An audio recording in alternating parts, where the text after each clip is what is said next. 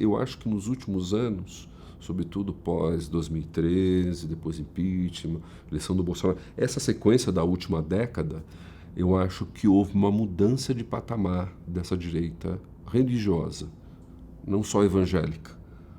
Porque, de uma certa forma, a gente vê uma articulação de várias direitas, né?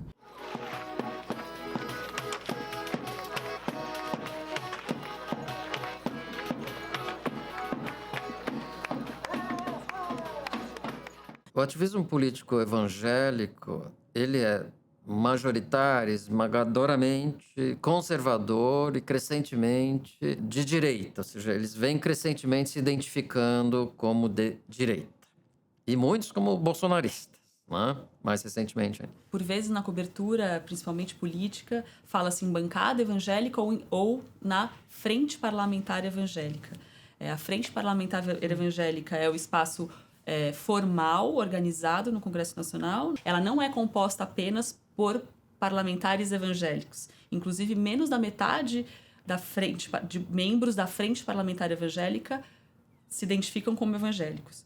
Ao mesmo tempo, quando a gente está falando da bancada evangélica, aí de um conceito mais informal, é o núcleo organizado dentro da frente parlamentar evangélica, aí sim de identidade evangélica e mais ativo na mobilização das pautas que esses parlamentares propõem. Esse ativismo político cristão, ultraconservador e de direita tende, né, a promover fraturas sociais e políticas consideráveis no debate público brasileiro, né, e vão colocar uma série de desafios à democracia brasileira, né? Já colocaram, né? Eu não estou dizendo que isso é uma coisa para o futuro, né? Tem uma espécie de vigília de qualquer termo relativo a gênero, diversidade de gênero, em qualquer proposta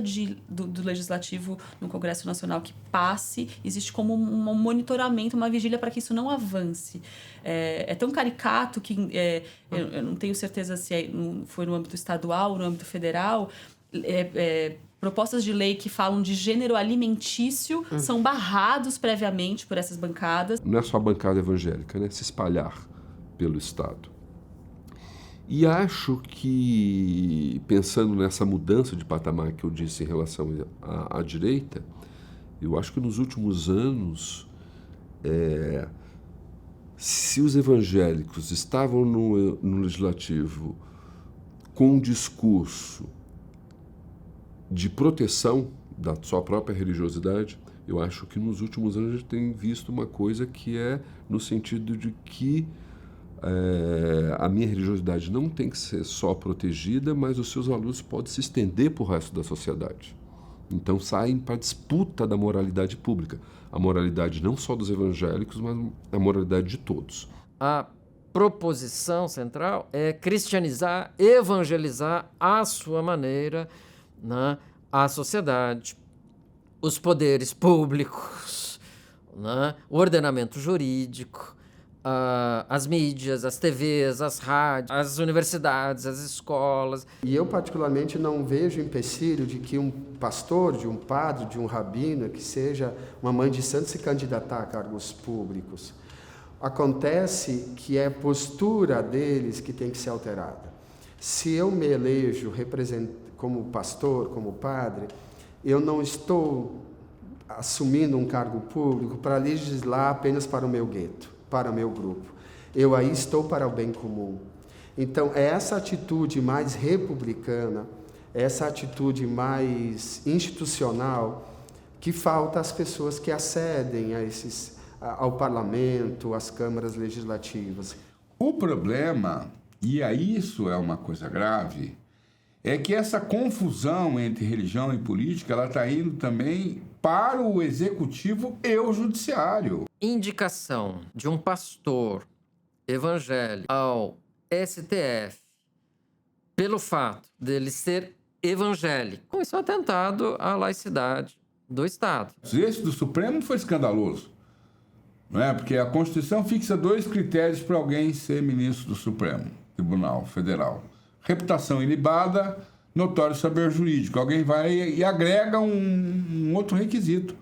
E elege esse requisito, aliás, como supostamente superior às exigências da Constituição. Não, ele tem que ser terrivelmente evangélico. Então, eu acho que o bolsonarismo ele tem que ser pensado como uma força política em que ele está penetrando, assim como ele está penetrando as relações pessoais, causando conflitos nas famílias, está indo para dentro dos templos, né? E colocando certas agendas que não estavam lá. E isso vale para a economia, isso vale para a segurança pública. Então, uma abordagem mais punitivista, uma abordagem mais excludente, uma abordagem mais intolerante, como respostas às crises que o Brasil vive. Segundo a Agência Nacional do Cinema, o maior conteúdo veiculado hoje pela TV aberta no Brasil são os programas religiosos. Não é o fato do programa religioso em si o problema. A liberdade de fazer o proselitismo, ela não pode servir de biombo para você incitar, induzir brasileiros a atacarem outros brasileiros em razão da sua crença ou em razão da sua descrença. Então, essa liberdade religiosa que se reivindica, essa publicização da religião que se reivindica, ela tem limites. E ela encontra limites quando ela esbarra nesse lugar da religião que não é cristã, da religião que veio de uma cultura negra, de uma religião que não é colonial. Ela vai associar, vai demonizar, vai satanizar e vai antagonizar tudo isso sobre a história do bem. O bem é tudo que seria vinculado ao legado civilizatório europeu, mais especificamente ao cristianismo e aos valores judaico-cristãos, não é? Então, por isso eu digo que não é intolerância religiosa, senão racismo religioso. E essas noções de batalha espiritual, guerra espiritual, podem ser utilizadas contra quaisquer, né, contra outros grupos religiosos, como eles utilizaram contra os cultos afro-brasileiros, em particular, o espiritismo, partidos políticos, contra candidatos, né, de determinados partidos políticos, contra governo, contra a imprensa, a ciência e por aí vai. Nessa guerra entre o céu, o inferno, o bem e o mal. Mas se você for olhar para a maioria dos adeptos, dos seguidores, as pessoas vão achar que tem que respeitar a religião do próximo. Afinal, a gente vive num Estado democrático e laico, né? Bom, você tem uma luta aberta, né, entre esses evangélicos conservadores e progressistas, de direita e de esquerda. Eles estão disputando também o que é o cristianismo, o que deve ser o cristianismo, o que deve ser como deve ser lido, interpretado os evangelhos, as escrituras sagradas, né? Então, essa disputa, né, não é só teológica, política, é disputa que os cristãos devem fazer não só enquanto igreja, comunidade cristã, mas também para a sociedade e quando atuam em partidos, nas eleições, nos legislativos, quando ocupam cargos públicos.